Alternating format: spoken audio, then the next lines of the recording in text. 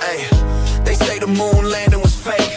JFK, man, they wanted him erased. Aliens and bunkers, government lies, chemtrails painting secrets in the skies. It's a co-host, dual voice or the code, digging through the chaos down every dark road. New world order, we taking names. Bigfoot's real and he knows the game. Conspiracy chaos where the truth gets wild. From pyramids to lizard kings in exile. They hide it all, but we pull the thread. So buckle up tight, it's all in your head. Conspiracy chaos where the truth gets wild. From pyramids to lizard kings in exile. They hide it all, but we pull the thread. So buckle up tight, it's all in your head.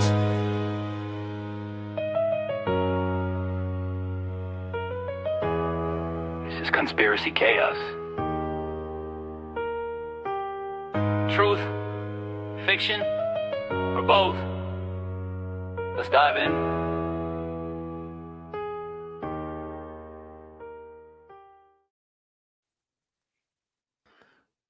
Let's go. We're back with another episode of Conspiracy Chaos. My name is RGB. Joining me as always, I got my co-host Area 51, Anthony, and Florida Mike. What's up, boys?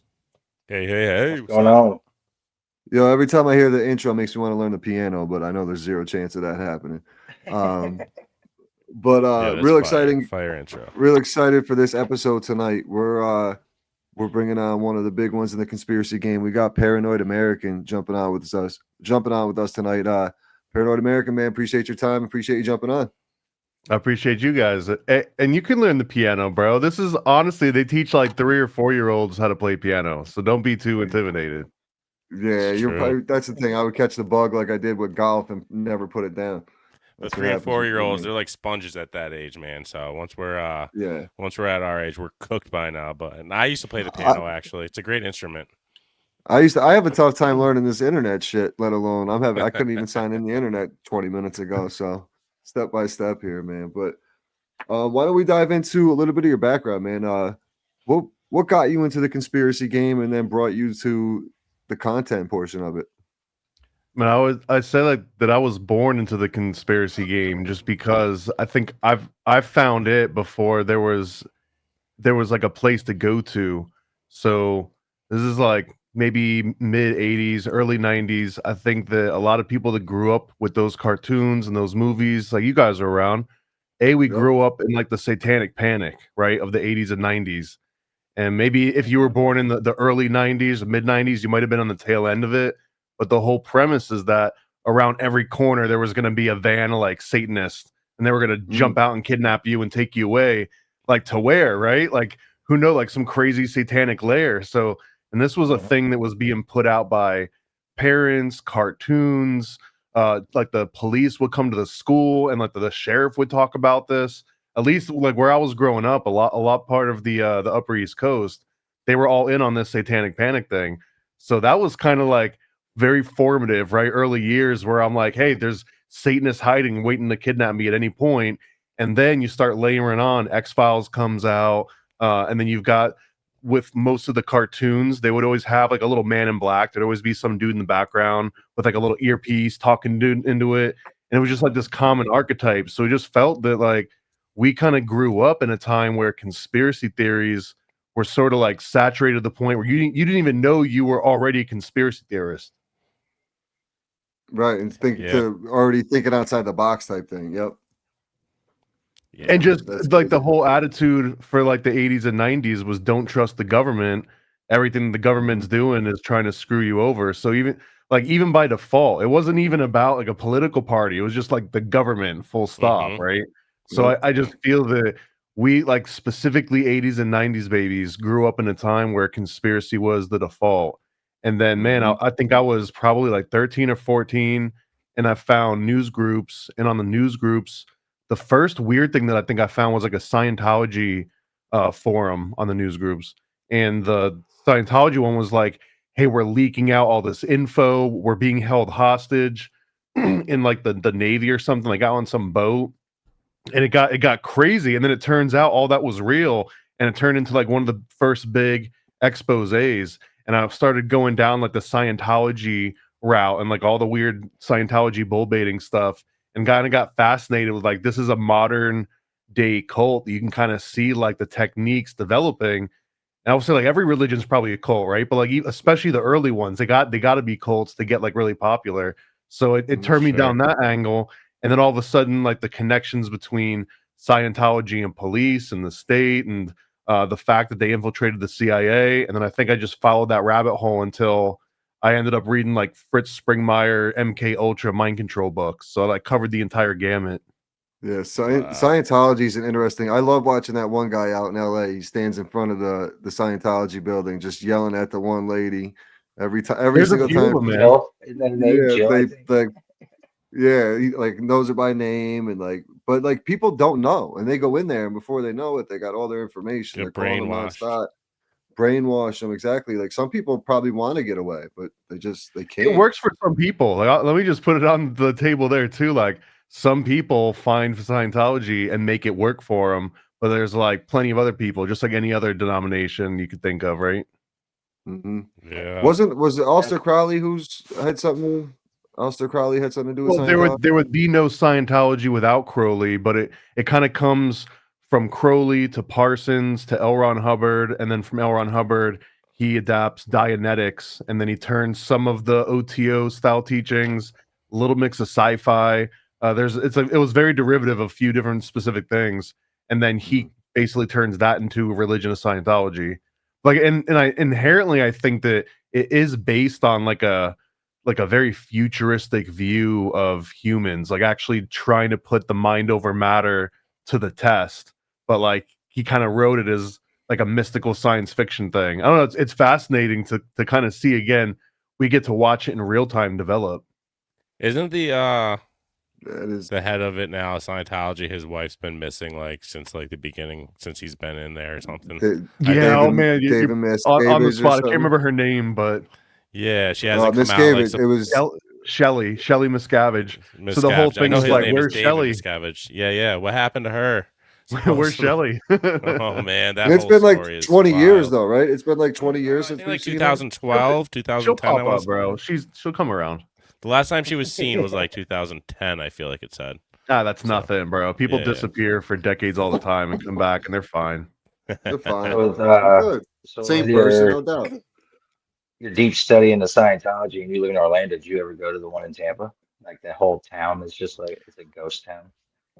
Well, the biggest one in Florida is Clearwater, and that's like they got like the most impressive temple and all that. But it really is its own section of town, the same way that there's some part like Arcadia. There's like certain parts of Arcadia that are just straight Amish, like 100% Amish. And it's kind of like that in Scientology, like unless you go to that part of town. So now I haven't been to that part of Clearwater, but I'm very aware of it because that was the one that I think I originally started seeing like some video footage of because, you know, I was in Florida at the time. I can't remember the dude's name, but he went by like Xenu.net. He was like a kind of a larger guy with like a big beard, and he would just go and basically go into their front lines and let people like antagonize him, and he'd kind of give it back a little bit too. And it was like some of the earlier like internet drama videos that I remember seeing. It was like early 2000s too, and it's well placed because it's in Clearwater, so you literally have to drive through it to get on the bridge to go to Clearwater Beach. So you see the buildings. Because I remember when I was a teenager. So this is a long time ago, but right behind where that is, before you go over the bridge, they had a huge like outdoor concert venue. I remember I watched Bowling for Soup and all them, and that's like completely gone. It's just one big giant, kind of weird looking building. Like I didn't like stop and look at it. They do stand out though, like you're saying, like because every time I'm in New York City when I do the Christmas tree things, that Scientology building is ginormous and it stands out every time I'm around. I see it, boom, oh shit, there it is, and it's huge. It's bright lights, everything else. There's two religions, right, that still make impressive buildings. One of them Scientology, and the other one is Mormonism. And honestly, like they kind of have similar good taste in architecture, in my opinion. Yeah, like look at that. Like even not a bad building. Hold on, I'm bringing up the bigger picture of it. Scientology, they got more of like a hotel vibe to it, and then the Mormons got more of like a temple vibe. This is I mean, the building's wild. It's a pretty beautiful building. That's It almost looks like a LA, man. palace. Yeah, dude. A fortress. I mean, A fortress. they just yeah, worship. This is exactly. just a place of worship for them. Is that all they do here? I mean, do they sleep live here? there. They They live live there. there? They're everything there. Yeah. Yeah, no, it's so I'm definitely not an expert in Scientology, but from my understanding, if you were to compare it to like when you say worship, I don't really think that there's like a traditional temple that you would go into with Scientology. It's like the whole thing that you're always doing Scientology at all times versus like when you go to church as like a Christian denomination, right? Or like in like Mormon, you're being like extra religious while you're in that space, right? And you're like on your best behavior versus you're just always in a certain mode. And I think that when we talk about like the headquarters for the Scientology, there's like people are going through training there. Like they got like levels and like, you know, people are doing grunt work because they're low level. And then you got people doing admin work because they're like mid-tier level. And then you got like some ballers in like a C-suite and they're kind of like the OT class, like the ones that have gone clear. Kind of like the levels of Freemasonry. Yep. I mean, that's, A little bit, but honestly, if you compare the bankroll of Freemasonry versus Scientology, it's not even a competition, bro. Like Freemasons are tripling and quadrupling dues, and their buildings are renting out to be like you know Sally's Quinceañera and stuff like that. You have so. this, you have the tiers though. You have like the 33rd degree and down, you know, to the basically the nobodies that don't even realize. A lot of them don't even realize what they're in. You know, they're just Freemasons. There's a lot of people. I know a couple of people who went and like. I have a buddy that's a Freemason. I mean, I don't think but he they like went through through the dark side of it.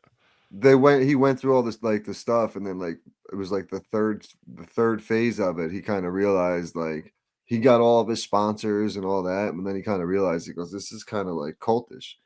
He goes, "I don't know if I want to be a part of something like this." And he was younger, he was in college, and he was looking to make those connections for like find a career, So he got to like Master Mason, and he got like almost to be officially like be a Mason, and then okay. Like to go like officially like going there's like 3 phases and you need like 3 sponsors or something like that. So he did all that and it was like right before the very last step to sign the paper, drop the blood or whatever the hell he had to do. He said the thing that caught his eye was after the interviews, like they did like an interview portion and then they were sending like this guy go over here and then this guy over here and then it made him think. He goes, all right, what the fuck did this guy say that I didn't say, that he's going over there and I'm going over here, and start this. He's seen the separation of like where people were going. He didn't know why, and that's what made him start second guessing. Like, did this guy say something fucked up that we can use him for this kind of thing, like maybe an MK Ultra or whatever the hell the case may be. But like that's what made him. That sounds like a more exciting lodge than most of them. Most of them are like way more boring than that. It was in California, yeah. Like the steps will be that you apply and then you have to get 3 sponsors, and then during the course of you finding sponsorship, they do like a regular government background check, but then also depending on how much that particular lodge cares, they might straight up have brothers go in and like check in at your work and like go and visit you at your home, like just like once, you know what I mean? And then just to see if like, does the house smell like weed? Like what you got going on here? Are you like are you doing anything weird or illegal or like maybe some shit stuff that they're into, right? But there's like a full background investigation, and then there's a straight vote. And then when it comes up to the vote, this is where like the term blackball comes from. And everyone gets a way to vote, and you either get a white ball or a black ball. And then when they tally up all the votes, you just look in it, and there's a single black ball in there, then it goes back to a vote again, or like it gets canceled depending on if it's been up to a vote already. So like it's a completely anonymous thing. So also if your feet are a little bit cold, then someone will likely be able to detect that, and when they go to do the vote, it's not even like they have to put their name on it. They could just be like, and just throw a black ball into the voting bin, and then bam, like you're not in either. So it's like very much if you look like you're not ready to get into it, there's a good chance that someone's not going to vouch for you, and they'll just easily vote you out. And it depends on like, do they need the money? Like if the AC just broke and they need to replace the roof, you know what I mean? And it's getting old, the members are dying out, no one's joining, then maybe it'll just be like, screw it, just let this guy in, whatever. He's got some weird things going on, but just let him in anyways. I'll take your money. Yeah, I Right. mean, honestly, that's kind of the roots of masonry in America too, bro. Like the whole, like right now, you're not supposed to ever ask someone to become a mason. Like you have to go to a lodge and knock on the door and ask, like, how do I become one, and like, can I become one? And the only reason is because like way early on in the U.S. masonry, they would like come up to your door and just knock on the door, like, hey, sir, are you third degree yet? And if not, like, we're doing one down at the corner for $7. Like, you and the miss can come and we'll give her Eastern Star and we'll give you a Master Mason. And then someone else will be like, damn, these dudes are charging $7 for that. And they'd be like, bop, bop, bop, and like, hey, we're doing the same thing that guy's doing, but we're doing it for $6.50. And then someone will be like, well, we're doing it for $5 and we're going up to the 7th degree. Like, you'll get beyond the 3rd degree. And it turned into chaos. You like literally just had all these different weird masons knocking on doors and trying to sell these different degrees at different prices. So the Grand Lodge had to step in, like develop in the US and make it so that you're no longer allowed to solicit, full stop. Like you can't even approach someone on the street and be like, hey, I think you should be a mason. And it's because of this weird salesman thing that started to spiral out of control, and it was the only way they thought they could solve it. I think that this was related to the formation of the Scottish Rite, and that was part of the order out of chaos, was that they were also applying this concept of order out of chaos to what was happening with masonry itself at that time. Damn, that's crazy. I didn't know that at Yeah, all. I had no clue about that. I knew It that. turned, and it was like feeding off the back of like this joinerism mentality that everyone was into. Like everyone was in a social club in the early 1900s, going into like maybe the tail end of the 50s, and then it starts like falling out of favor. And you can see the charts. If you pull up a chart of like Masonic membership from 1900s to today, you'll see it just like starts dropping off dramatically around the same time that people would take like Winnebagos out into the woods on their retirement trips, or like drive across America. That was also something that people stopped doing in like the 90s, early 2000s for the most part. Yeah. So you can just kind of like see it's generational as well. But that's funny you say that too, because like my grandfather was a member of a social club. Like my dad wasn't, but my grandfather was. I remember my grandfather would always go out to his little Italian or his Irish little social club there and hang out. And my buddy's fathers would do the same thing. But now like our generation doesn't do any of that. Like I'm in my early 40s. We don't need it now. Yeah. Now we got LinkedIn and we got Facebook and we got texting people back and forth. Like those things didn't exist, right? At all. They didn't exist until like the 70s or the 80s if you were rich. And then it only started becoming affordable in the early 2000s. Like even in the 90s, it was still somewhat rare to have a cell phone and a cell phone plan. Like that was still an expendable like $100 like a month, which wasn't nothing in the 90s, right? And if you had were one, heavy in the 90s. and if you had one, you were waiting till 9 o'clock to make all your phone calls and text because it was free after 9. Yeah, there was like little games that you had to play. So if you saw someone in the middle of the day making a call like from their car or something, you're like, damn, this dude's spending at least $2 a minute right now. Yeah, No doubt. well, they used to rob the shit out of you too. Like I'll never forget, I was under my parents' plan and my dad came downstairs yelling at me, Anthony, what the fuck is this $600 bill?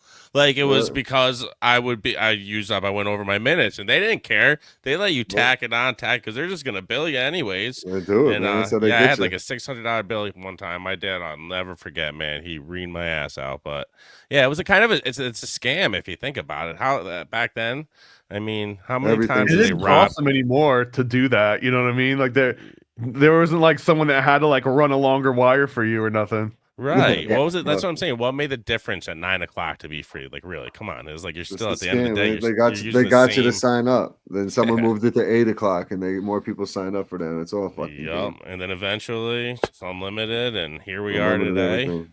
Yeah, you can Yeah, do everything. I still fucking- miss the two-way Nextels. Those are the Those best. were fun. They got rid of them because they couldn't track us on those walkie-talkie signals. That's why they got rid of those bad boys. The They little could've chirp. And everything is free. Yeah. Everybody started two-waying people because it was free. And they were like, dude, we're not making any money. Well, They got some of that now, man, but it's just it doesn't have all the modern conveniences, so it just doesn't get pulled on, but there are devices, they call them like localized mesh sort of devices, and it's like if you and all the homies all live in a certain area, like if you got everyone in a town to all use like this certain kind of phone, or like have a certain computer, then you'd have your own cell network and like your everything network for free just by opting into it.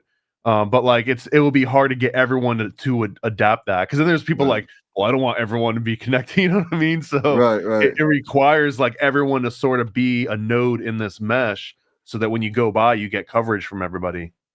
Huh. That'd be pretty Now sick. you got Elon Musk now coming out with his Tesla phone. I heard. yeah? I I saw. don't even know about this. No, I didn't hear Yeah, about he that. said- Tell me more, Mike. It was just a quick glance. I looked and it was a blue. It was like a midnight blue phone. He was holding it like this, and it had the Tesla symbol on it. It had like 3 cameras. I don't have Let me my see if I- computer, so I got no. The- Is idea. it- So I you can gotta look it say, up. man, like I respect the things that he's doing, but none of the things that we're actually able to consume as consumers, none of it's like top tier. It's all kind of Right. like top tier price, but mid tier. You know what I mean? In Mhm. terms of quality, in terms of pretty much everything. Like Twitter, there's just things that like sometimes you got like you just run into an issue, you got to reload the page because it's broken, and it's like I guess this is Twitter now. But it's also That's the what's only around. place that you can post things and not have to worry about it getting taken down for copyright or taken down for a litany of other things at all other networks. And it's the same thing with like a Cybertruck, right? Like no one else is necessarily making this kind of a thing, but also it's mid tier. Is that the Tesla phone? Yeah. There you go, Mike. That's it. It just says So rumors. what is it? though. Is Strictly it on Starlink. it's supposed to be Comes out rumors Veterans of the Day. new supposed Again, canceled Apple Starlink car. also is kind of mid tier, man. Like it's Yep, it is. like it'll give you the internet that you need, but it's like, oh, it's just barely enough to let you do something useful. Yeah. It's great for It's like at the $100 clinics and phone. stuff when they built those when Trump went in Tennessee and built those housing, and they used Starlink for them to have internet. Like that's legit. But worldwide or nationwide, I don't think you'd be able to cover a whole lot with that phone is. If that's your only connection to the internet, then you're very limited in what you can do. If it's just like a thing to patch you as your mobile, you're like a remote, so that you're just not completely off the grid, then they're like decent, but it's still like mid tier. Did you see that they're just getting rid of dial-up and AOL, like dial-up internet? Like I don't know if it's just our area, but I've seen on the news like people still have dial-up. So Like, it's they're who's finally still doing running away off with a it. dial-up? People, I don't even know I many don't- people with landlines anymore. Who has Yeah, AOL? End of an era, man. End of an era. That was Wow. I remember the first time that I figured out how to get like the family PC to make all the weird noises and then like be able to connect to the internet, you know? Hell yeah. Mhm. It was How a about- different how about the sound back era- then. How about the era of burning? I was talking to this to my buddy the other day. Burning CDs, Oh, getting people's LimeWire. music collections, Napster, putting them on, and LimeWire. computer, and burning CDs. I mean, we lived through that. You know, now just everything is so accessible to us. It's just It's different. our Kids don't won't understand ever how understand. No. No. much they literally Having got a huge CD book on your lap while you're binder. driving a stick shift, talking Yeah. to friends with one trying phone, to change. changing CDs. Yeah, Oh, we're yeah. gonna start shaking our fist at clouds in a second here, guys. Shit. But Good old Paranoid days. American, what have you been up to and what have you been working on lately? I try to keep myself like overwhelmed with at least 5 or 6 projects or more at all times. So, but the advantage is that I always got something new that I've been new to you that I've been working on forever. So I actually got a brand new one that I just got the site working today. It's leesdemons.com. And it's about Lee Harvey Oswald being trained by Papa Legba, who's basically like this Haitian crossroads gatekeeper between the afterlife and the waking reality that we're in. And he's training them to hunt demons and steal the demons' hearts, and then grind the hearts into this mixture that he makes magic bullets out of, so that he can shoot these magic bullets that can like go wherever he wants. So it's like a whole thing, but it's got Sidney Gottlieb in it, and it's got Jack Parsons, and it's got some really deep conspiracy fact and culture. It's got a whole byline on like George Morenshilt getting possessed and like eating pigs raw and stuff. It's kind of wild, and it's like 160 pages. So I've been working on this thing for better part of like 6 or 7 years, and it's finally starting to get ready. So I put a Kickstarter page up, and I put the little leesdemons.com site together today. Oh, Yeah, I'm looking at sweet. it right now. It's pretty sick. Anthony, you pull it up? Spell it out Lee's for me. Demons. Lee Demons. DEMONS. I feel like it's a topic that doesn't really go out of style. No, the JFK Lee Harvey Oswald topic will never go out of style, I don't think. Yeah, leesdemons.com. LEESD. Yeah, demons.com. Got it. And right now I'm doing Why the is it not coloring coming up? style in like a 1950s, 1960s halftone, like offset style, so that it actually kind of looks from that era. And then there's other pages that are a little bit more modern for just like different sections. So it's got like a nice visual variety to it. This is crazy. You draw all this stuff yourself? So I don't have time to sit around and draw for like 8 to 10 hours, and my wrists can't do it anymore, and my fingers can't do it anymore, really. So no, this one was actually 5 or 6 different artists in order to get all these pages together and not take like another 10 years. So yeah, it's got like a number of artists that I've been working with for many, many years, and then it's being colored by 2 different artists right now. Wow. It's coming, boys. I'm sorry. No, and Yeah. you'll see when you pull it up, man, you'll see it's pretty. It's Right there, right? Yeah, that's it. Yeah, scroll down there. Scroll down. Look This at is your stuff. artwork? No, none of this that you're going to see is my artwork. This is all artwork from the various artists that I've hired to get this 140 pages. That's so put crazy. together. Like this That's so represents crazy. thousands and thousands of hours that I didn't have to do all this. Like, look, yeah, because I mean, to sit there and sketch the detail, like, look at the. That right there is Jack Ruby. We're looking at these are all sections from Jack Ruby's backstory, because a lot of people like hear about Jack Ruby, but he's just like some gangster that shot Lee Harvey Oswald. Who was this guy? Well, it's got his entire backstory of where he came from and like his mentality and things based on his memoirs and like just immense amounts of books that I read. So this in particular is showing how he was running these different nightclubs and just getting in good with both cops and the underworld. He acted as like this little liaison between the 2 different worlds, where the cops could keep their hands clean if they just dealt with Jack Ruby, and then likewise the gangsters could like keep their distance from looking like they were doing something improper by also dealing with Jack Ruby. Look at this. That's This awesome. is crazy. Okay. What do we got here? And then this is him. He's putting on a whole show, and this is based on an actual show that they threw in one of his nightclubs where they recreated the Great Pyramid, and they were just doing like some Egyptian dances and singing. You can call it a ritual, but it was probably just more for like drunk people. And then this one is George Morenschild, and he's just a wild name. He's got a board name, but he's like the most interesting person ever, bro. So this is like his like first of his 3rd marriages, and this guy goes on to work with George Bush and the quote unquote Zapata oil company, where they send him over to Haiti. And one of the interesting things about this guy is that he knew Jackie Bouvier, which was Jackie O'Kennedy or Jackie Onassis. That was like her maiden name. Yeah. He knew her when she was a young girl. He used to brag about like, little Jackie used to sit on my knee back in the day. Like she was a tiny girl, but he also ends up being the guy that meets Lee Harvey Oswald and Marina when he comes back from Russia. And he also just happens to be associated with George Bush and the Zapata Oil Company.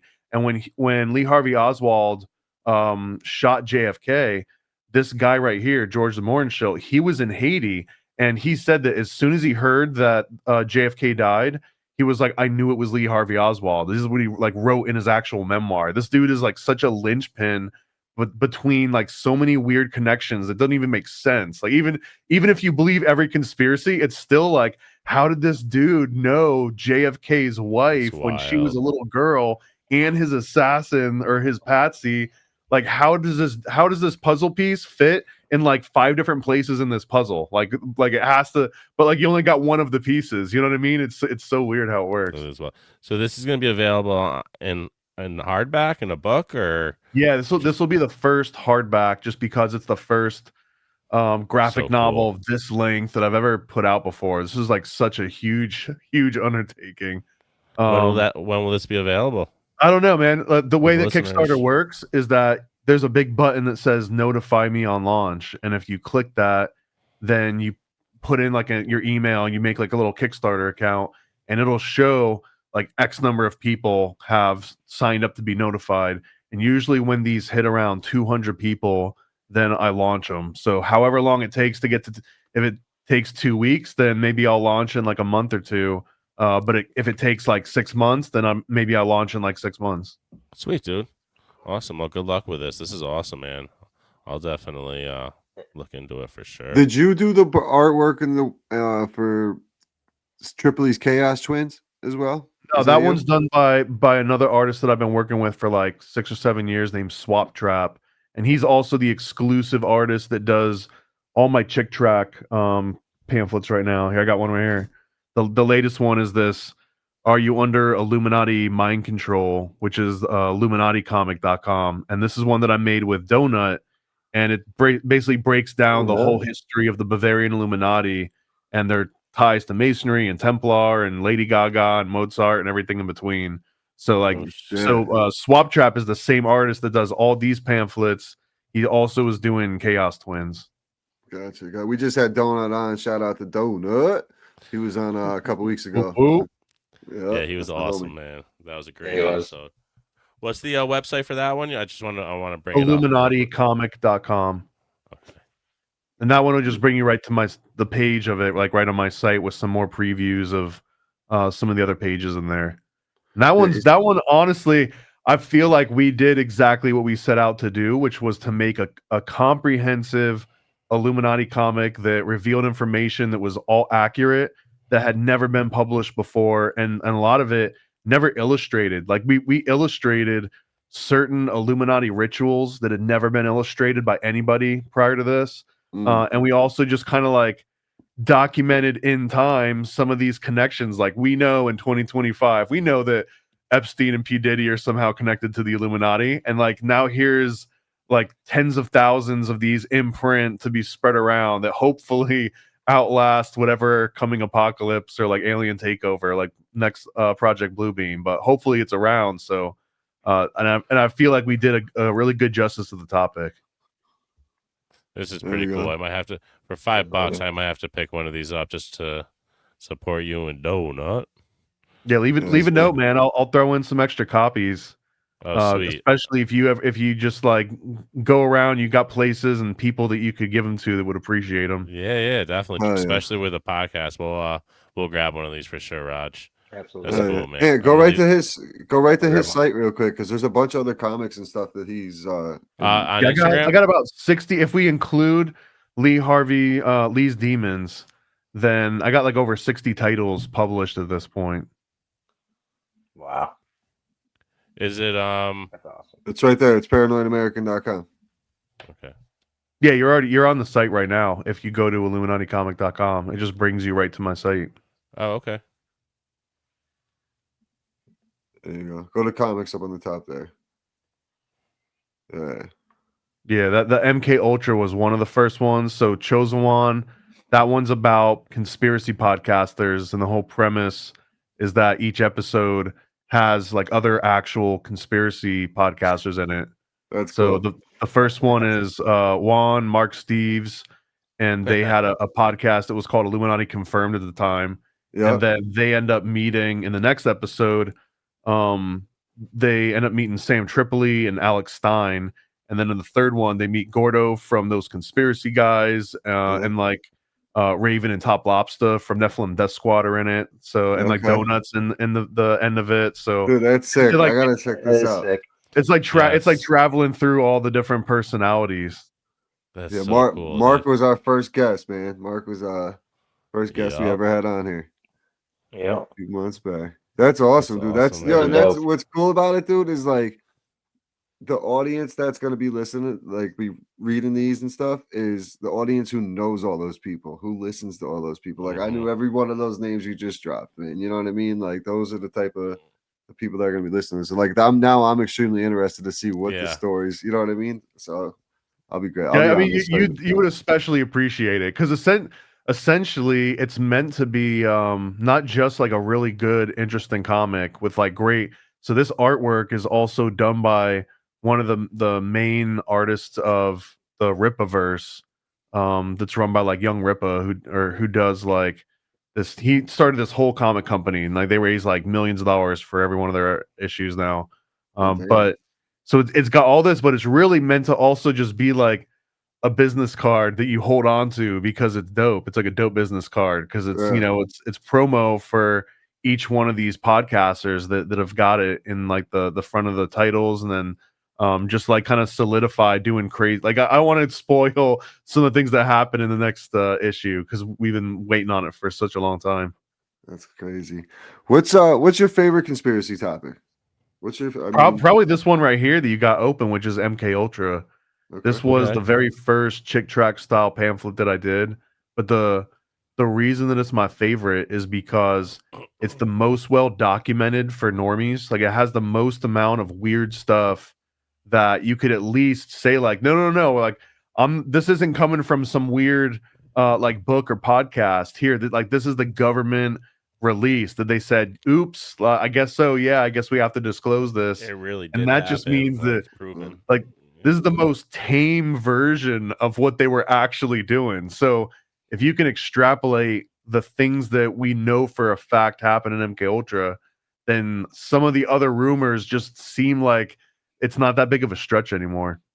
Yeah. That is true. I agree That isn't 100%. something where you can say, yeah, like you're not hearing it from me. Like the CIA documents say it right here. The government you trust in so much is telling you, yeah, we did this. Do you think that's the only thing they We did? just had- Or this is the only thing they got caught doing. Raj, we just had a Basically. retired Ed, retired the golf Oh, yeah. podcast, retired CIA. I said that was the first one that really opened my eyes. I said was really MK Ultra. He's like it was real. It's Like, kind it of happened. cheating too, though, right? Because MK Ultra means the 146 sub projects of MK Ultra, but then it also just by its nature includes Artichoke, Bluebird, Shatter, Operation Shatter. It involves like Camp X because like this, like there wouldn't be MK Ultra without all these different characters and Sidney Gottlieb and the JFK assassination, like. Everyone involved in that was also deeply involved in MK Ultra in like the weirdest ways. Like you guys know about Gordon Wasson. You ever heard this name before? No, I don't think so. You ever heard of magic mushrooms? of course. So like you wouldn't call them that, and you might not even have access to them if it weren't for Gordon Wasson. He was also the one that discovered Salvia divinorum. You guys remember Salvia in like the Yes. 90s and Body. Yeah. Salvius So scares me. He discovered both of those at the same mean, time in like I'm- the 60s or the 70s. Yeah, Salvia. Like, That's I crazy. mean, I just seen YouTube videos of people doing it, putting them on. Dude, like, different I've done things. it.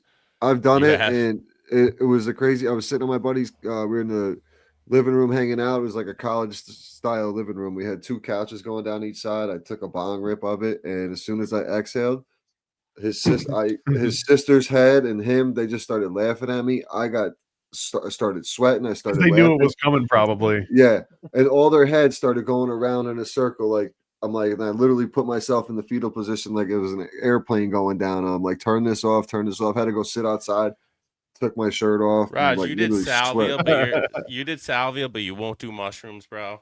Mushrooms Yeah, are why weak won't? compared to salvia. Dude, I don't ever want to feel like that again or anything near. Well, it. I'll mushrooms just don't smoke make my you feel joint. like salvia. Mushrooms are not. I loved anywhere it, man. close. I fell in love with it immediately the first Really? time that I had it. Yeah, in like the mid 90s. Oh, I was like all of that from this. Like I just remember thinking like this tiny little bit just made me feel like that, and it dwarfed any experience that I had up to that point that I thought was like we used to do mushrooms by like the gallon, so like not even like exaggerating.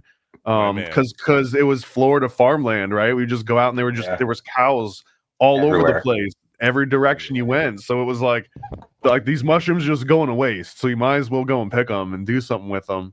But man, yeah, the tiny little hit of salvia. Anyway, I want to get too much on a tangent because the point being is that this guy Robert Gordon Wasson, he's the one that is like, no doubt, without that person in particular, we wouldn't even know what the hell salvia divinorum was. And we probably wouldn't know magic mushrooms by the names that we got either, and definitely not as early.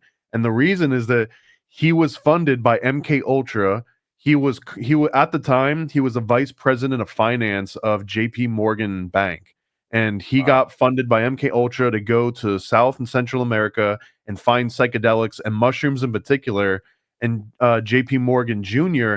had this huge collection of like anthropological like mushroom statues and mushroom artwork. Like he was just like into mushrooms somehow. Wasson comes back and he has lunch at this place called the Century Club in New York. And the Century Club is like some very high level, like rich executive, like secret society stuff, right? He goes and has lunch at the Century Club. And at the Century Club, he talks to his friend called Henry Luce. And Henry Luce owns Time Life magazine. And Henry Luce is a Skull and Bones member as well. So like he's like this guy, Robert Gordon Wasson, is like in all these weird categories, but he's also the guy that brought us magic mushrooms because he tells Henry Luce about magic mushrooms and salvia. And I think at the time everyone's just like, I'm not touching salvia, bro. Like I don't even want anything to do with that. But the magic mushrooms, Henry Luce gets hooked on, and he starts doing them all the time. And he starts getting his employees to do it, like at Time Life magazine. And then he's the one that pushes Wasson and Wasson's wife to put out this article called Magic Mushrooms, and he puts it out through like it's Time Life magazine in various forms. I think one of them was like Reader's Digest. So he made Magic Mushrooms a household name through Reader's Digest and Time Life. I think this is in the 50s, like mid and late 50s. And this is all part of MK Ultra. And that's just one of like 150 That's other wild. projects. Do you think MK Ultra is still happening today? Like, yeah, but I think now, man, it's like everyone can do it. Like it's evolved to the point where there's just companies that you can sign up and work with, and they're all the main difference is that the government and the military and the government combined is that they have resources you can't compete with, and they have like legal gray areas that they can jump in and out of that almost no other entity on the planet can do. Like even if you're a corporate, you could still have like a whistleblower. If you got a whistleblower deep inside the military, like good luck, bro. Like they've got their own court system. They've got their own, like you are so nested and isolated in such a formulaic prison that's been designed to do what it needs to do. And I don't think there's any corporation on the planet that can compete with that yet. Not even like a State Department, like FBI and all this. Like they can't compete with how deep the military kind of operates. And that can change over time, but I think that, like, is it still going on? Of course, everyone's doing it, but the military still has the most budget and the most resources to, like, really go over the top and do, like, some crazy stuff. Let's keep printing money. so can you believe that I just watched the movie like 3 months ago or 6 months ago, the classic 90s movie Conspiracy Theory, where he had where he was MK Mel Ultra. Gibson? Mel Gibson? Great Yeah. movie. I thought it was pretty good, actually. That's a I don't good know, Mike. Did you say you thought it was cheesy? One of you guys said he thought it was kind of cheesy. I think it's thought it kind was of good. cheesy. I don't know. Yeah. You know what? It's a 90s love flick. It's a com It's a 90s love flick, but the conspiracy theory part is kind of there as like dressing. Like they don't get deep, bro. They don't talk about James Shelby. I just thought his Nah. I thought his house was hilarious. How he had it all like booby trapped and everything all yeah, set when you're up. saying hilarious, that's cheesy though, bro. It's Yeah, like, it was. I right. guess. Yeah. It wasn't like any deep conspiracy movie that you're like glued. It was like more I of a would com say joke. the Almost something like firm make fun of you. is Yeah, who, that's who true. makes I would say Like the Mel Gibson's firm is making a better fun of you. version of that. The Yeah. Firm. It's Yeah. like Yeah, a I've better seen The version of Firm. what conspiracy theory was trying to do. Like the firm did it better without calling itself conspiracy theory. Huh, okay. Yeah. What about Industry was another kinda one? like that.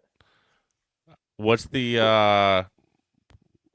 one where it was like basically about the Staying, occult? oh, They had like the red Oh God, Eyes Wide Shut. Eyes Wide Shut. Yeah. Okay, the Kubrick movie, yeah. Yeah. I never saw that one either.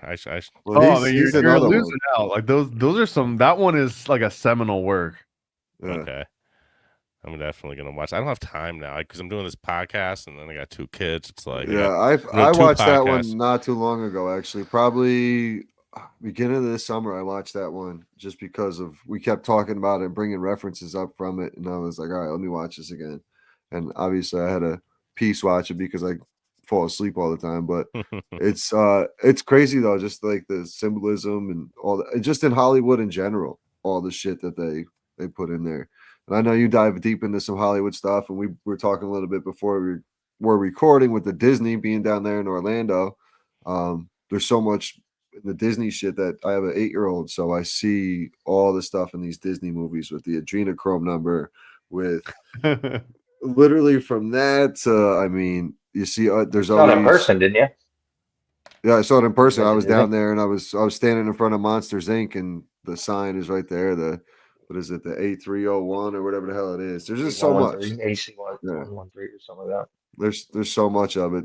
Have you done any deep dives into Disney?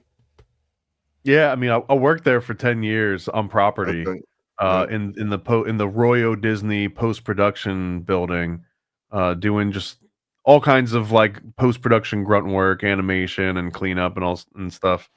But yeah, man. So like I've gone pretty deep in all that. I think you're talking about the A113, Yes. which I believe. Yeah. So like the official explanation for that is because that's the room that everyone has to go to this class at Cal Tech Arts, or at Cal Arts, and they all go to like this intro to animation, intro to like whatever the hell the track is called that you would go on, and that's where they sneak it in. It's like a nod that like we're in this fraternity together. We've all graduated from the same class, and we've all been to the same room, and it was labeled with that number. Like I can go. There's so many better references in Disney about adrenochrome other than that one number, because the number is sort of like a weird contested thing that came out of internet lore. Let's But go like there's into it. legitimate references to what adrenochrome stands for in so many other Disney movies. Let's talk about it. Well, I What do we mean, got? Monsters Inc. is probably the most obvious one. Biggest. It's the one that really like explains that it's about capturing fear from children in order to generate power for some other ultimate purpose by essentially like an elite few, right? Like that's the premise of the movie if you were to boil it down. Mhm. And I think that that's kind of what adrenochrome represents too. And adrenochrome wasn't even something that we knew about until like the night. This is MK Ultra, bro. Like MK Ultra is what gave us adrenochrome because it was discovered in like the 1930s, and the 2 guys that discovered it discovered that actually put a name adrenochrome to it, because it was discovered in the 30s by a guy that was doing experiments with rabbits, and he noticed that when the adrenaline from the rabbits' adrenal glands were secreted, it was clear, and then as soon as it touched the air, it would like change into a color. Like he could see it going from clear to color, and that's why they call it adrenochrome. It means the color of the adrenals, because that's the moment it goes from not being able to see anything to now it's being represented, and it represents the oxidization of adrenaline. So once adrenaline either hits the air or just naturally decomposes somehow, then for a brief moment it turns into this adrenochrome. But adrenochrome is highly unstable, so then it'll convert into androlytin, and then eventually it like dissolves into like a black pigment, and then it can just be reabsorbed by the system. It turns into just something that gets thrown away. So like that, this is what actual adrenochrome is. And we know about that from Dr. Abram Hoffer, a guy named John Smithies, another one, Osmond, and they were the ones that originally did tests and like actually found it was a psychedelic. It was an incredibly strong psychedelic in the 50s. They tried it on themselves, on their peer scientists, on their wives, on their friends in the neighborhood, all documented. They tried it on turtles, monkeys, pigeons, like fish. They just tried it on every animal they could think of. Very conclusive research from them that this is like incredibly mood altering for every animal they tested it on. And what makes this so unique and crazy is that it's the only known psychedelic that you can extract from a human being and give to any other animal, and that they will basically go on like a little trip. And likewise, like you could technically get adrenochrome from a turtle and then get high off turtle adrenochrome. It would just be very inefficient compared to ways that you can make it now. So there's a million different like rabbit holes on this, but this also, not only is it linked because this is the premise is that Monsters Inc. is harvesting a quote unquote adrenochrome. We wouldn't even know what adrenochrome was if it weren't for that research. And that research was funded by the 33rd Scottish Rite Northern Jurisdiction in the 30s through the 50s. And then right around the 50s, essentially MK Ultra takes over. They start footing the bill, but that also means that all the research it vanishes. Like now there's no, and that stuff didn't come out in the MK Ultra release because that was just some I guess like an intern walked in a room and found like 7 boxes of papers, and that's how we know about anything about MK Ultra. But they had burnt like hundreds and hundreds of boxes that we'll never know about, and that's part of the research that went into those ones. Holy shit. I had no idea what the whole meaning of adrenochrome, the oxidation, and all that shit. That's crazy. Yeah, But that's good. But I remember hearing about the room having the A311 having a room to Cal, having that correlation, but I always thought that was just to hide something else that they were doing. But to have now it could be, but they don't really hide much of anything, man. If anything, it's all there. like it's advertising. It's just like letting you know, like, hey, if this is your thing, we've got more of it. And do you think like that's why in a lot of these Disney movies and stuff too, like there's always death, like there's always a scene where a parent dies or the grandparent dies, or like I'm watching Frozen with my kid and the boat capsizes. Like, how do you explain that to a 3-4 year old? Like, oh, where'd the parents go? Oh, they went for a swim, they'll be back later. Like, what am I supposed to say? You don't want to really explain death in that fashion to a kid. I got a name for because we've been talking about this exact premise on the Occult Disney podcast for like the last 2 years, and it slowly has turned into this thing called the Disney proxy. And basically the Disney proxy is imagine your kid's 3 to like 5, right? And you put them in front of a Disney movie and you walk off in the other room to like do taxes or something adult and boring, right? And they're just like, you're like, whatever, it's a G movie, it's a classic, I'll just like sit them down here. And this might be the first time that your 3 to 5 year old ever confronts the thought in their little head of like, wait, mommy's dead, daddy's dead, or I'm kidnapped. What? Like I'm separated from my parents. And they're going through these emotions, like they're going through the real emotion, even if it's not happening to them. And usually the formula in this Disney proxy is you get rid of the guardian, whether it's like an older sister or a parent or whatever. You get rid of the guardian, and then you throw this kid into like the unknown, and you scare him a little bit.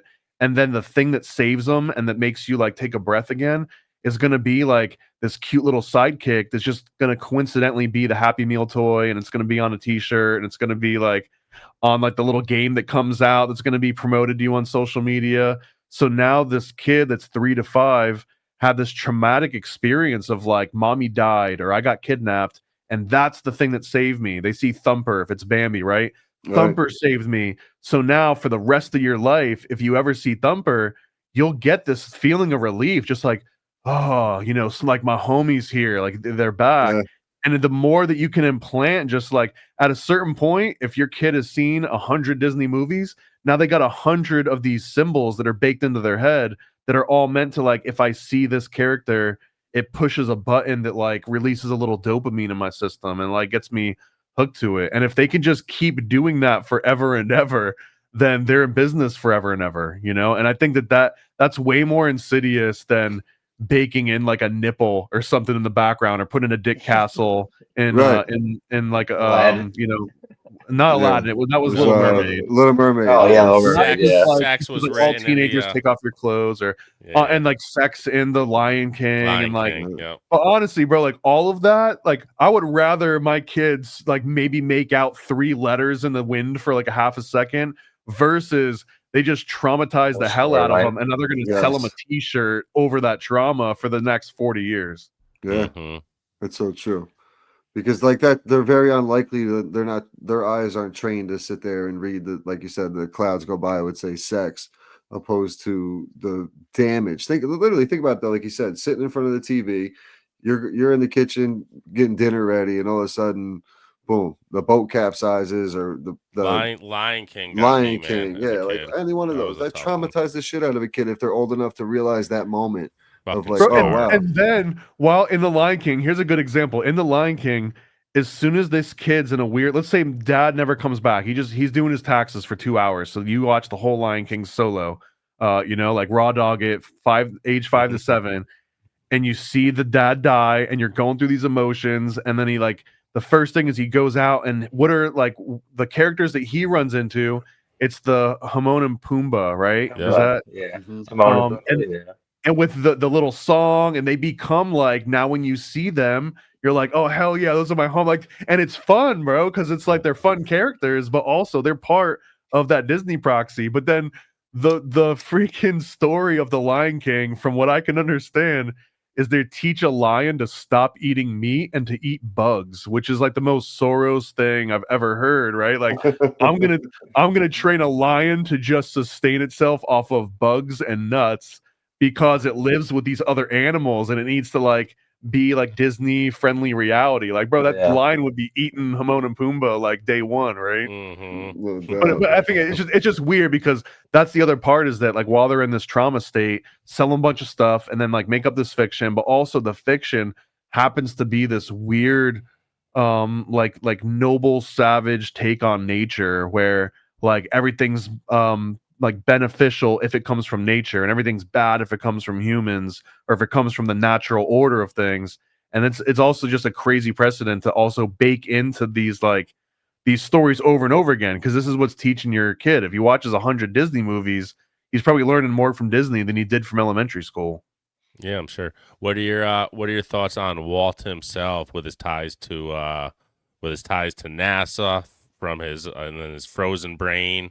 I mean, he's got some weird shit going on. Club 33. I think that we would be better off objectively if we still had a Walt at the helm of Disney, and not whatever corporate like rings it's been jumping through, because Walt was never like hiding his esoteric and occult symbols from his movies. Like they were so overt that you wouldn't even need to talk about decoding Disney movies. He'd be like, what, like, didn't I make it obvious enough for you? You know what I mean? Like, so I almost feel that, I don't know, I'd rather have someone that is being overt and doing it with like more skill than whatever the hell we get. Because now, like, if you're gonna brainwash me and my kids, like, at least put effort into it. The fact that you're just like chopping off some like random story that no one even wants just because you know it'll sell, like, that hurts. It's almost like spitting on me as you're stomping on me. Yeah. Like, just do Trying to like do remake all one or the the old other. stuff. And What's that? they're trying to remake all the old stuff, and it's just Well, terrible. it's so smart too, right? Because now you take your kid to go see it, because your kid, let's say your kid doesn't care about Lion King or whatever. But like the new Lion King remake comes out. Now you're like, well, this will get me and little Timmy, like, we'll be able to bond over this shared experience because now we both like Lion King. And you go and see it, and you're like, well, that sucked. So then you go home and then you stream the original on Disney Plus to like prove that the old one is better than the new one, and now they just got you to watch this movie like 2 or 3 times. You know what I mean? So it's like, it's kind of and yeah, it's genius the way they're able to do that. Because then the other thing too is that in almost like a Common Core, right? Like, Common Core comes out and it changes the way that parents and kids understand how to do math homework. And now your parents can't help you with math homework because it's like different rules and everything. And it's kind of the same thing with Disney movies now. Now it's like, if you watch a Disney movie and then your kid watches a Disney movie, if you're old enough that now your kids also have kids and you're like the grandparent, like, none of you can really, if one of you talks about the Lion King, now you got to specify like which Lion King, because each generation has their own version of it. And Disney owns every variation of those, right? So like, they also get to be the gatekeepers of like, if they want this generation to be able to communicate with this generation, then they're the ones that have the power to coalesce those stories so that they make sense, or they can create chaos. And now grandparents can't make the same like story connections to their grandkids as you could if you were talking about where all of Disney's stories came from, of like Grimm fairy tales and like old folklore. that did it had like a standard, so that like your great great grandma could talk to like her great great grand children, and they'd be telling like a similar story. But Mhm. Disney gets to tweak that and like own it, and then also essentially like turn that into intellectual property. So it's weird the way that they do that. Yeah, they're basically like you said, they're recycling their money by making you go back to watch the other one. And you got to think too, the remakes prior, there was like 60 years in between a remake. Now it's like every 10 years, they're remaking a remake of a remake right now. It's just like they keep flipping them. But Yeah. I like it that it's so true because we watch something and I go back to watch the original with my daughter, my 8-year-old, because I want to Like, show her see, like it didn't always suck. yeah, See? this was actually a good movie, not this bullshit we just went and seen. Like, yeah, this, wasting my money on it. And it's more expensive and everything else to take your kid to the movies and do all that shit. It's $100 a night to go sit there for a bullshit Disney movie. Yeah. Fuck Disney. Sorry. Mike's like 20 I've never even minutes been to away. Disney. I know. Yeah. So I've is it been to true Disney. since you worked at Disney? I heard this one. There's obviously a lot of kids that go missing in Disney for many different reasons. But is it true they always ask like what kind of shoes they have because of they can see from underground in the tunnels of what it's more likely that if someone grabs a kid up, they can throw a Minnie Mouse shirt on them and send them off, so they're not what their description they're looking for. But I never heard they, that. I never heard that claim before. Okay. I heard that they look at the shoes through the tunnels down there. They have ways to look and find the kid by its shoes. So that's something I heard. There's a lot. I remember there's- most of the tunnels rumors were all about like young teenagers wandering out of the tunnels like stupefied, covered in blood. That's wild. That's That's wild. kind of odd. I mean, I've heard that one. Disney's it's a different place, man. I don't Different think. place. I don't know. I don't know about the children being like abducted and all that. I think all that was debunked. Why not though, man? There's so many people there. They could gone in a flash, dude. Gone in a flash. Every time bro. I was at Disney, I was there 3 times in my life, and I mean, I didn't see anything that crazy other than waiting in long. But there's so many lines and- places. If someone knows that landscape, Yeah. and if it's set up for something like that, man. Imagine Disney what? before cameras. Well, even then though, man, I really feel like let's just talk about Disney now, or even for the last 20 years, right? Mhm. It was kind of like going to Vegas. Like, do you think that people don't get murdered and stabbed or like like all kinds of horrible things happen in casinos, but you never hear about it because the casino has got like a tight security and they've got Yeah. a way to like solve the problem without involving any sort of outsiders. And that means that they can keep it nice and quiet. And Disney is no different. Like Disney in Orlando, they got their own police department, their fire department, their own like municipalities, their own everything. So one of the things that would happen when I was in the park is that if somebody died, like there was one really obvious example where like a dude died on the Tower of Terror and they took the body and like he was dead then, like they're on the park, but they took the body and they drove it just off of the park property into like Lake Buena Vista, which is like some of the surrounding area that they own. And then they test him to check his pulse and like, oh, now he's dead, right? So now you can say that he didn't die on Disney property. He definitely didn't die in the Tower of Terror where everyone saw this dude dead. Right. Yeah. But like he died like somewhere off property. And it's the same thing like in the recent stories where like somebody jumped off of the damn, what was it called? Like the Current Hotel or something. Anyways, it's like someone just recently, like a couple weeks ago, jumped off like the New Century Hotel, or I'm blanking on the name right now. Oh my gosh, I stayed there. The The Contemporary. I just stayed there. So Yeah. someone jumped off like the 10th floor or something, the Contemporary. And if you go on the Wikipedia page of like Disney suicides, you'll see that this is only like the 5th or 6th person that jumped off that spot at the Contemporary. And there's a whole list of other places. But guess what? The Contemporary, even though the monorail that takes you to Disney World, that's like right there, Yeah. it's not considered Disney park property. It's like on property, but it's not in the park. So even these people that are like jumping in the lakes and getting eaten by alligators and jumping off buildings and killing themselves, technically like Disney can be like it's like gerrymandering, right? Like they can carve out the little areas where people are gray dying, and then be areas. like, "Nah, no one's ever died in Tomorrowland. No one's ever died on Tower of Terror." Yeah, Wow. Contemporary literally is. I just stayed there back in January, and it's literally, I mean, maybe a quarter-mile walk, if that. Like it's probably less than that. Like, bro, to- you're to at the Disney. park. If you're at the You're there. Contemporary, Yeah, you are you're there. at Disney. Mickey Mouse is literally serving you eggs in the morning. Like Yes, you're at Disney. legit. But if you die there, that's not considered dying at Disney. Isn't that wild? Oh, It's yes. crazy. That's the That's- one literally right I at love the the base of loopholes. Magic Kingdom, basically, right? Right there at Yeah. Magic Yeah, Kingdom. right there. Yeah, You can't get closer to being in the park unless you're staying in the freaking castle or something.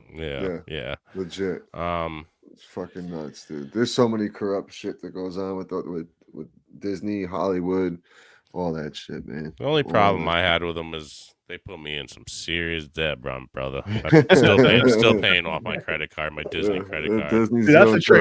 good. I got paid by them, so at least I got an excuse. That's nice. There you go. Yeah, Right, did they charge you to go, or did you get to go for free at least? No, I worked on property, so like there was literally days when we had like a rough meeting, or just like it wasn't the best day in the world, and I could get up from my desk and within 3 minutes be on the Tower of Terror and ride it like 3 or 4 times, Oh, and then that's go sick. walk back to my desk and then like continue my day, just like with like adrenaline pumping through my body, That's actually That's kind of awesome. sick.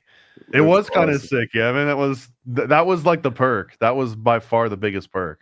You know Sure, what man. though, man? As I got older, I haven't done rides in a long time, and then I went on a couple of I went on that. Was it the Tron ride and a couple other ones? I was good with like the regular sit down rides. Like Tron was a little fast for me, but Avatar VR ride, man. I realized I was too old for this high tech with the shit moving around. I took the. I'm not a fan, gondolas man. off. Like, you know what?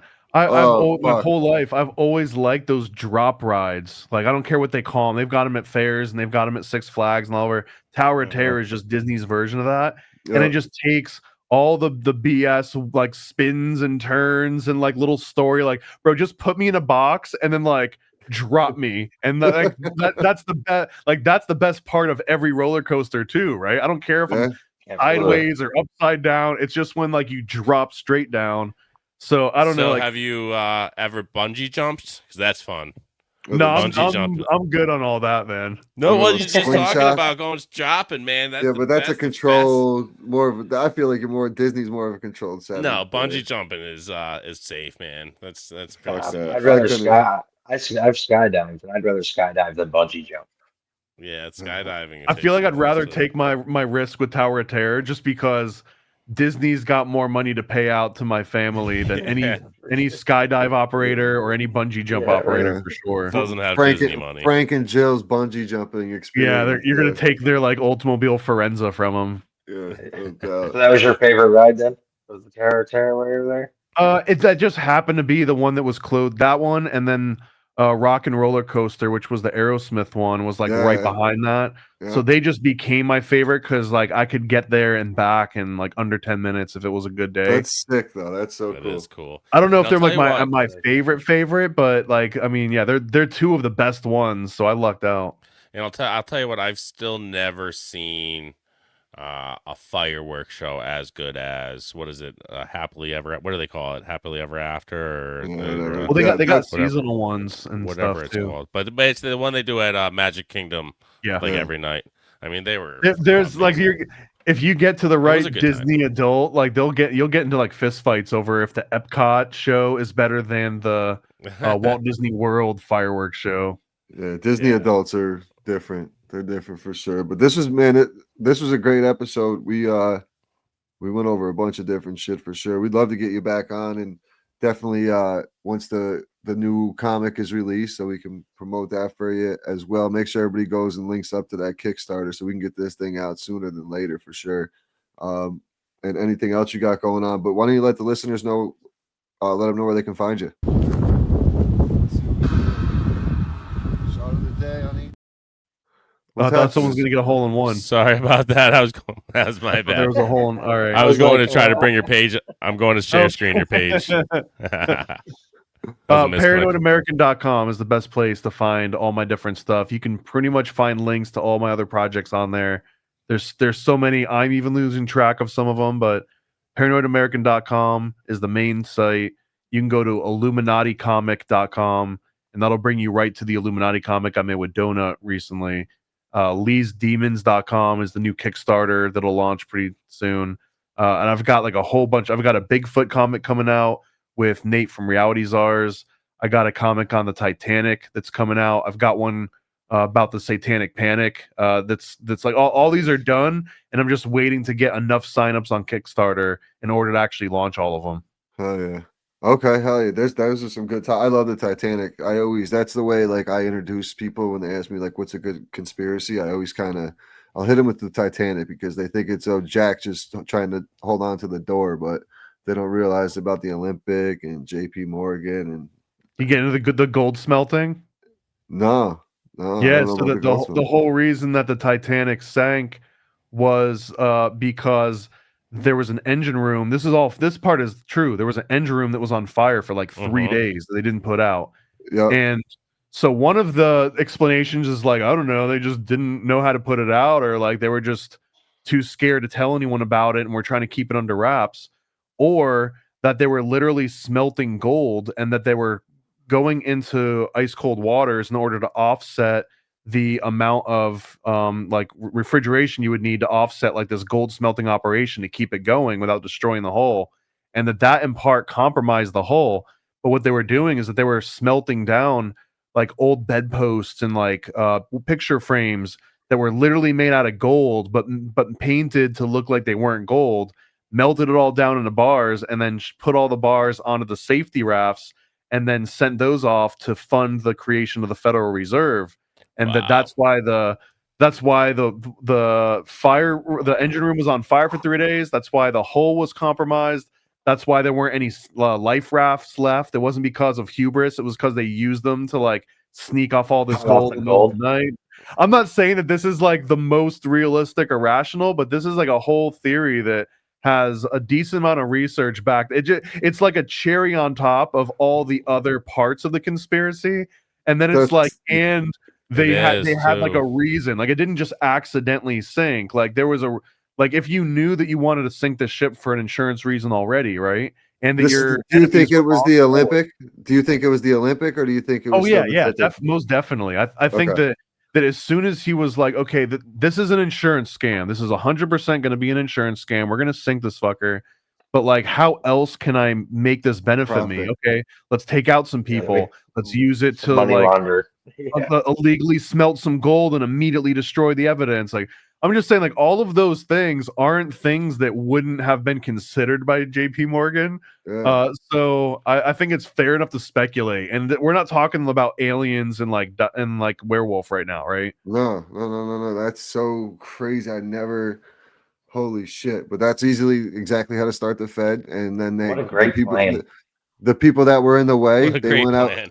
They went out with It really is. They eliminated their ops, bro, with the boat sinking because they were on it. They jumped off the boat. And they took out Tesla's only remaining financier. Tesla had been funded by Morgan, but then he finds out that Tesla's trying to make free energy on his dime, so he gets pissed off and he's like, nobody's going to work with you ever again. I'll make sure of it, except John Jacob Astor, who was Tesla's only remaining financier.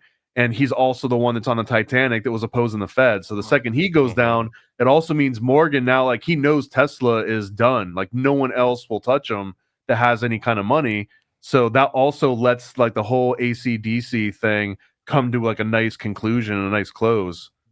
I always thought it was weird that an iceberg took that fucking monster of a ship down. I mean, like, the ships go through ice these days. It makes so much more sense that a fire took it down. It really does. Well, the fire, and also part of that theory is that it got rammed by a towboat. That there was like a boat that was intentionally set to hit it right in the spot where it was weak from that room being on fire to make sure that it sank. Because you don't want to just be like, well, shit, man, we hit the split was and it didn't sink. Now what? Is that where it split too? Is where the tugboat hit? Is that supposedly where? Because the boat. I can't get into the physics and like the But you know what? But that kind of reminds you of like 9/11, they wanted to make sure those towers went down. Yeah, the planes hit them, but you And could make see money the- on it at the same time, and and make take money. out people Yeah, that didn't get the it's message to the not go into, like exact same if message. this thing's gonna happen, let's make it like the most beneficial to me in as many ways as possible, because this is Mhm. like a once in a lifetime opportunity. So let's make Let's the most out of it. let's cover up our money being lost and take down buildings 6 and 7, and they weren't even touched, Sick. and just melt the steel with fire. Something scientifically impossible, but Paranoid American, man. Once again, we can go on for days and we can just get into Pleasure. the chaos of everything. It's been an absolute pleasure. Make sure you guys go check them out, paranoidamerican.com. We're going to take a quick break here and jump back on and recap the episode, and we'll be back in a few. We did it again, boys. Another banger, man. Paranoid American came in dropping some heat. Mind Yeah, he blown was on fun. the Titanic theory. Here's his page again. Here's more of his comics. Pull up some of his shirts again. Yeah, he's got some dope merch on his shirts in there. He's got a bunch of different shirts. Go down to that. What's that McDonald one say? McDrenochrome. McDrenochrome. That's funny, dude. That's That's a good awesome. one. Yeah, he's got some dope Cartoon, shirts. the Cartoon Network style Paranoid American. Yeah, he's got some cool merch on there. I'm gonna He's Anthony got already. I heard he's he was got a on there on our break Bohemian buying. Grove I was already on action there on our figure. break buying the comics, man. I can't wait to get my hands on those, and we'll read them. We'll read through them on the podcast, man, and give him a shout out once I get them. For sure, they're pretty dope. Yeah, but it'll- a lot of cool shit. I mean, very talented at what he's doing with the comics and such. And he dives deep into the Disney, obviously working there for 10 plus years, and then just the whole occult shit that he gets into. Here's some of the podcasts he's been on. There's the occult Disney podcast that he does, 980 plus episodes in now. So make sure you guys go check him out. Another good episode, boys. Absolutely. I think we man. keep. What do you got, Mike? Yes, thank you very much. I said, no, thank you very much. Appreciate having him on. Yep. That was a lot of Yeah, fun. for sure. For Mhm. sure. Make sure you guys go like, follow, subscribe, and check out his stuff as well as ours. Follow us on Instagram. We have more listeners than we do followers on our episodes on Instagram. It's fucking crazy. And that's really the only place we promote it. So obviously people So are does telling Danny. So does Danny. yeah, Just- obviously people are telling a friend to tell a friend. It So is go what it follow is. us on IG, follow us on Twitter. We don't have a TikTok yet. I'm nervous. I don't think we Free. make it very long on TikTok. But yeah, it takes a second to hit click. YouTube, especially, you can find all the videos on YouTube and let's see the stuff we're actually talking about sometimes when we bring it up. And maybe I'll do some little clip art to this one at the end, a little cap cut, and throw some of the smelting videos up there and shit like that. Man, I'm Can't mind wait to have blown on internet. that. I'm mind blown on that. I'm gonna go dive into that probably as soon as we get off of Well, I here. got the book up here too. That book that he was talking about, the Titanic Revealed, 2000 came out in 2004. And real quick too, I want to ask the listeners to give us some feedback. Even the ones who, since you don't follow us, then you're gonna be following us. Send us a DM on Instagram. Do you guys prefer us to do just drop the episodes once a week? Or do you guys prefer maybe mixing in a live here and there? Let us know what your feedback is. I'm curious to see. We were getting decent hits on YouTube with the lives, but we're getting some pretty good numbers here on just dropping the episodes weekly as well. So just curious to what the listeners think. What do you guys think, Anthony, Mikey? I think You got- one a week with a bonus, with throwing a bonus one once in a while. Here and there. Yeah. Keep it at one Maybe a like a week. live bonus with like a guest or something. Yeah. Or maybe So maybe like a follower. Pick a follower. I'll be cool with that. Throw a follower on, have them pick their favorite conspiracy. Yeah, We can dive into a full episode. Reach out to us. Reach Oh. out to us.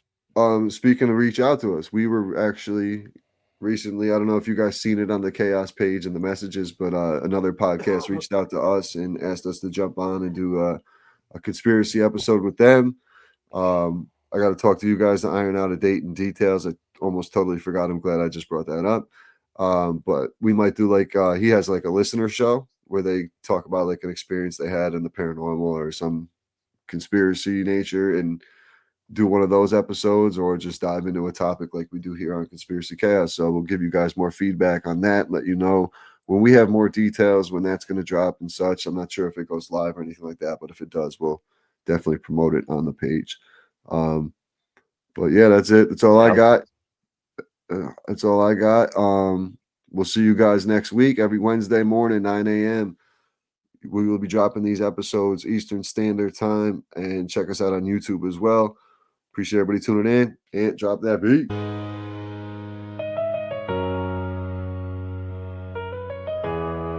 This is Conspiracy Chaos. Truth, fiction, or both? Let's dive in.